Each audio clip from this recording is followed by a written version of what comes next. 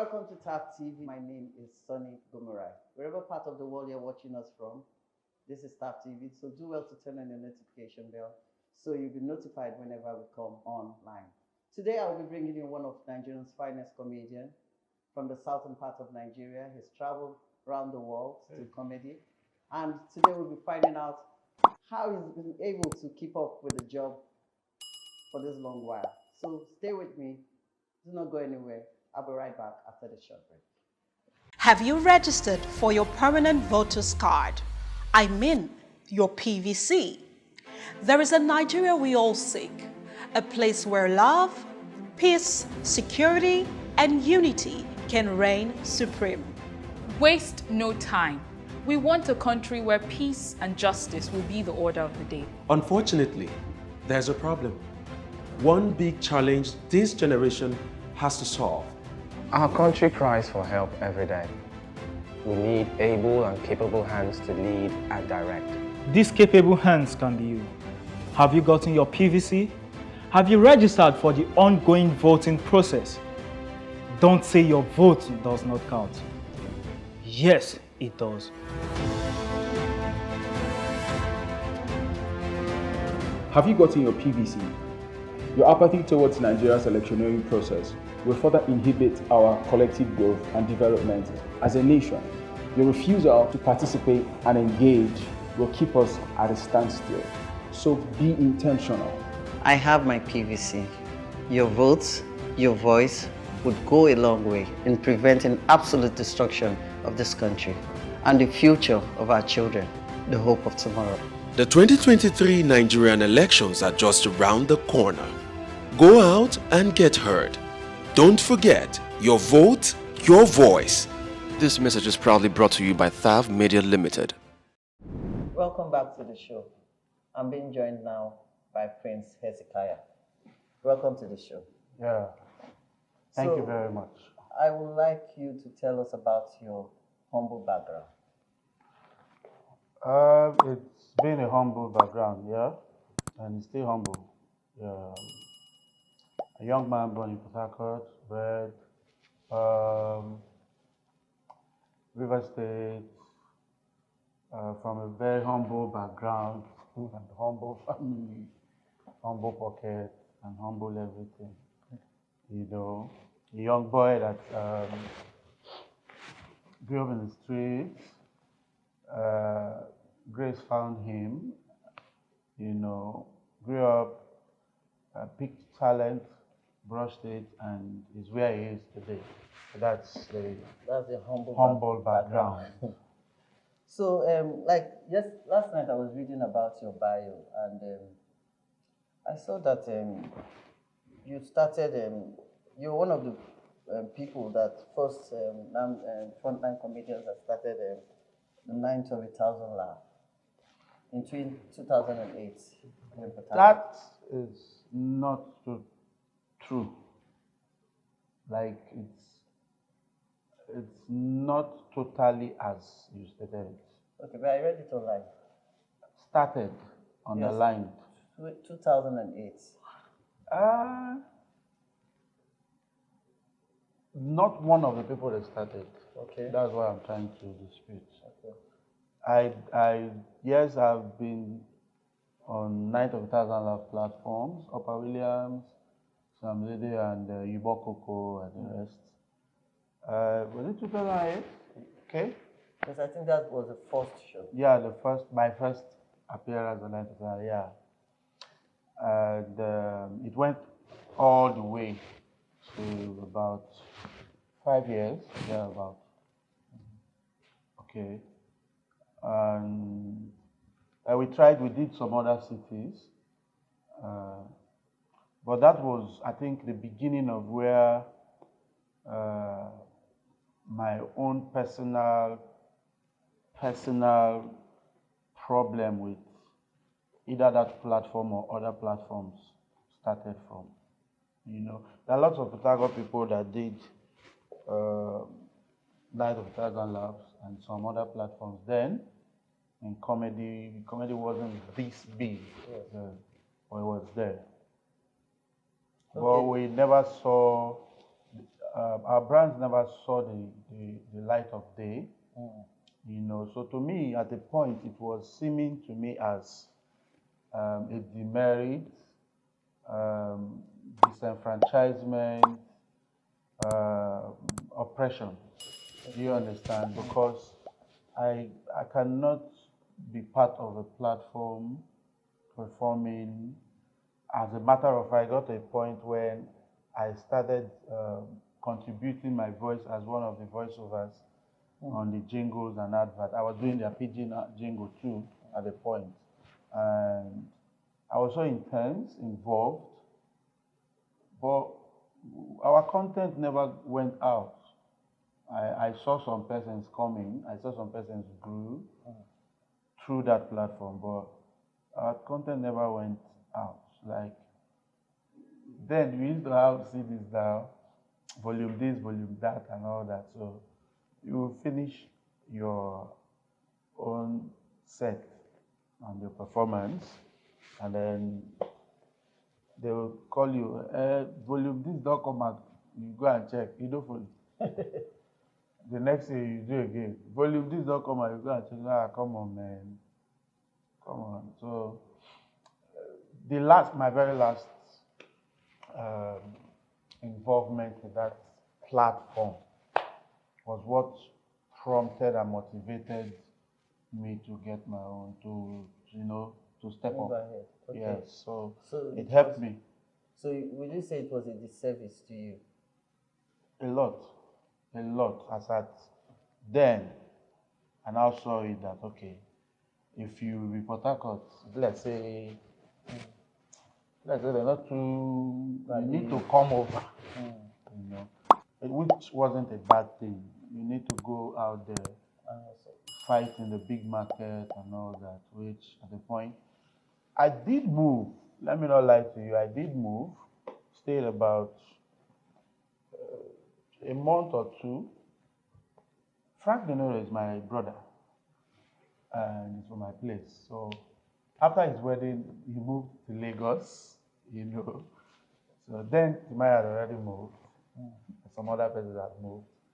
So that's everybody moved in. So I went Omole Estate in Lagos. In that same estate, we used to have Pasuma Wonder, Clarence Peters, you know, a lot. You know, that same estate used to have superstars. Then close to that Omole Estate was MKO Gardens, where Timaya was staying with the bands and the rest, you know. So I did move. Okay. But at the point, my first 2 weeks, I had already done more than 10 free shows and comedy clubs. And they'll be telling you, you know, now so you be, so that they will know you. But I was already big here. So I just told myself, one of those nights when we came back, you know, and I asked Frank, you know, say, now you and your wife, now they give me food. For a month plus now, we're there. And you just, they satisfied. So I've been nuisance to you. I just did this thing. And they receive calls from Port Harcourt for better money offer. He said, now because people go know me. Now I go suffer this thing. And no date. No date. If I was seeing a date like, you will suffer like this for 2 years or this, I was okay, let me prepare. Yes. No date. No guarantee. Brother, I won't go back. So you opt out? I go back, it's an opt. Opt was if you come out from the house, I go back to Port Harcourt. So by coming back, one or two challenges and one or two things, experiences and things that I learned from there that I saw. And I said, okay, fine. You need to put this into practice. Then social media wasn't this big. But we thank God, the rest, like they say, is history. And today, you can be anywhere and be heard and be seen. We thank God. Okay, so one question I also want to ask, Because when I was reading about, I also noticed you were one of the pioneers of church comedy. Yeah, That also is not true. So who is putting all those things online? That's why you're online need to be active. Don't mind me. Pioneer, that word pioneer, no. When I came into the scene, of course, I started from the church. Yes. I met Kosita Madu Jr. Okay. They used to call him Junior. Kosita Madu Jr. Braje was his stage name. The guy that sang Shine Shine Bobo then and all that. He's a pastor now. So I met him. He was, in fact, the biggest comedian as long as both gospel and secular are concerned. And then in the secular world, we had lots, Julius, Mr. OAU, Bolosinya, Michael Ogolo, yes, Okay Bakasi, Francis Duru, Yohuna Obama, and a lot. So Kosita Amadu Jr. was there, and some other one or two. I saw O2. I saw Charles. There's one or two gospel comics that were there, but Kosita was very big. Was very, very big. So Pioneer, no. Myself and Daniel the Humorous used to have a pair. Then. I know that. Yeah. Yes. We used to have a pair who then Gordon was also a comedian. It was with DC on voice. And we liked them so much. So myself and Daniel were doing like the Port Harcourt DC on voice, that kind of, we will sing, we can dance, we can sing. So choir boys now, then dancers. Daniel used to be a member of Spirit of David. Then. Yeah, I know you like a dancer first. No, that was, I had my own dance team. I know you as a but dancer. we were doing more of contemporary and African things. But Spirit of David were like the professional. So I told Daniel, I said, me and the dance. We'll use the dance. We'll do like this one voice. We'll crack joke. They're like all in one. And we started, and trust me, we became a force. The pictures are there. We became a force, and at a point, we started gaining the recognition from the Kosita Madu Jr. them and all that, and then big gospel concerts, and boom. So it was where they started reading on Funky 4+1 on reading. Okay. Yeah, that, Daniel now went solo, I went solo. And the comedy. People stayed together for a very long while. Yes, so for a very long while. I even stayed in their house at Dylan. Okay. His parents used to be my parents. My parents used to be his parents. So it's like more or less. We did Bible school together, yeah. Okay. Winners Chapel, yeah. Okay, so tell us about your the carnivals, your job working with carnivals, because from what I read, you featured in some of the River State Carnival, Calabar Carnival. Yeah. How did you get those jobs? Like, were you just called? Called, yes. Then it's more like merit. There are meritorious ways of involving talents on platforms, on getting gigs. But now you have to also, in some way, then you just receive a call, either a call that called a call that will call you. Do you understand? So somehow, one way or the other, you just be part of it. So I could remember when we had Peace Concert, which was the first before Carnival. Yeah, that Wyclef came in. I was to perform somewhere. So I just received a call from the one. Then he was acting as my manager. It was the one that called me. Where you did now? I said, "What you have to say? Come Polo Club now." Say Julius Semo will call you. So then we had Julius Ibokoko, Daniel Wilson. Okay. They were the ones active on the stage, organizing, with the River State Governor Amechi and all that. So I ran there, took a bike, got to Polo Club, the summary was I was put upstage and I delivered.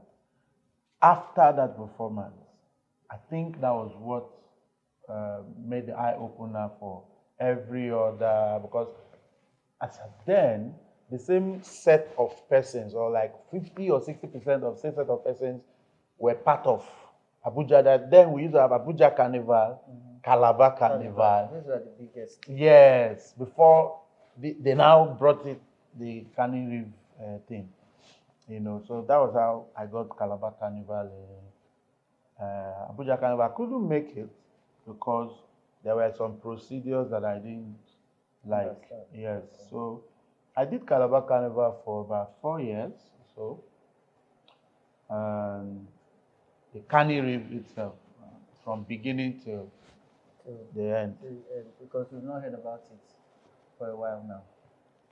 So can you tell us about any of your escapades in this comedy industry, where maybe it could be from your starting point, where maybe, because starting off, we know you would have done a lot of free shows. A lot. Yes. So can you tell us like one of the big shows that you just like get crashed? We'll be right back after this short break. Have you registered for your permanent voter's card? I mean, your PVC. There is a Nigeria we all seek, a place where love, peace, security, and unity can reign supreme. Waste no time. We want a country where peace and justice will be the order of the day. Unfortunately, there's a problem. One big challenge this generation has to solve. Our country cries for help every day. We need able and capable hands to lead and direct. These capable hands can be you. Have you gotten your PVC? Have you registered for the ongoing voting process? Don't say your vote does not count. Yes, it does. Have you gotten your PVC? Your apathy towards Nigeria's electioneering process will further inhibit our collective growth and development as a nation. Your refusal to participate and engage will keep us at a standstill. So be intentional. I have my PVC. Your votes, your voice would go a long way in preventing absolute destruction of this country and the future of our children, the hope of tomorrow. The 2023 Nigerian elections are just around the corner. Go out and get heard. Don't forget, your vote, your voice. This message is proudly brought to you by Thav Media Limited. Welcome back. So before we went on the short break, I was asking you about your escapades. Escapades. In the industry.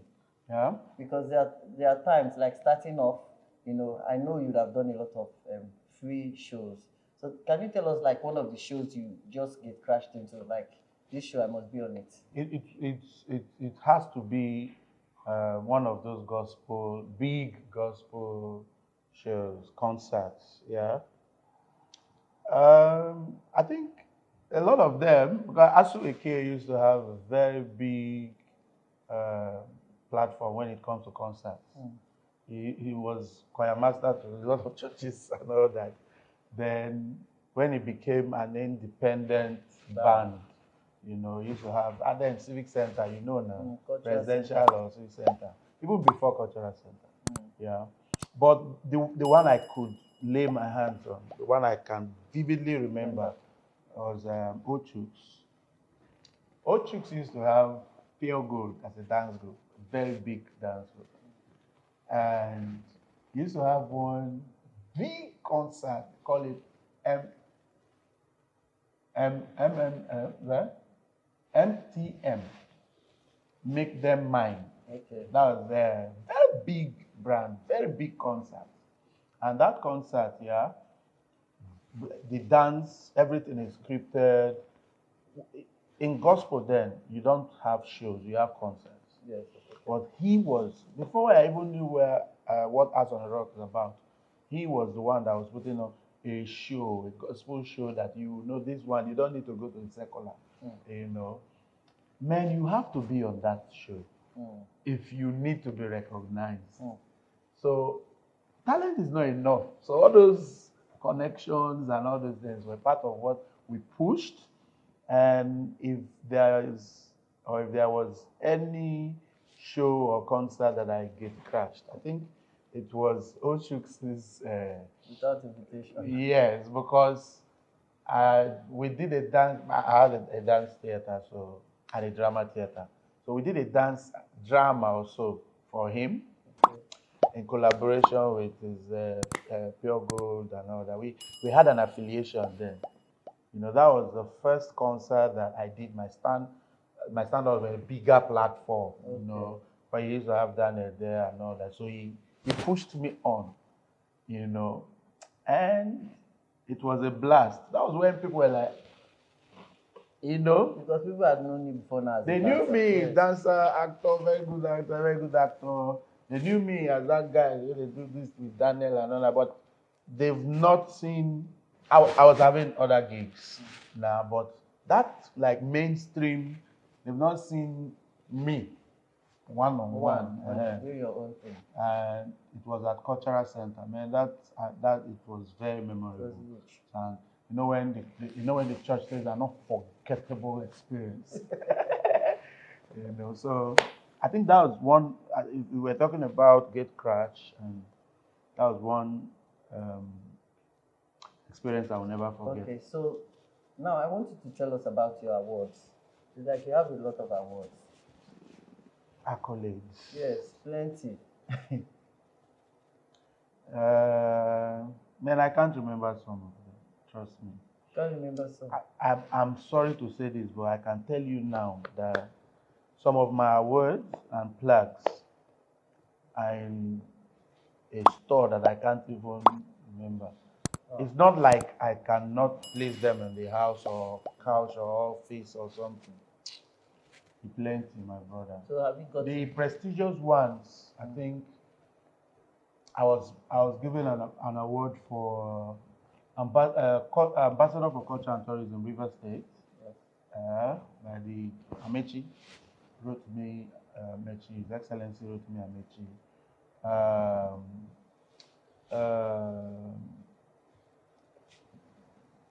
Niger Delta Advancement Award, Best Comedian, twice, right?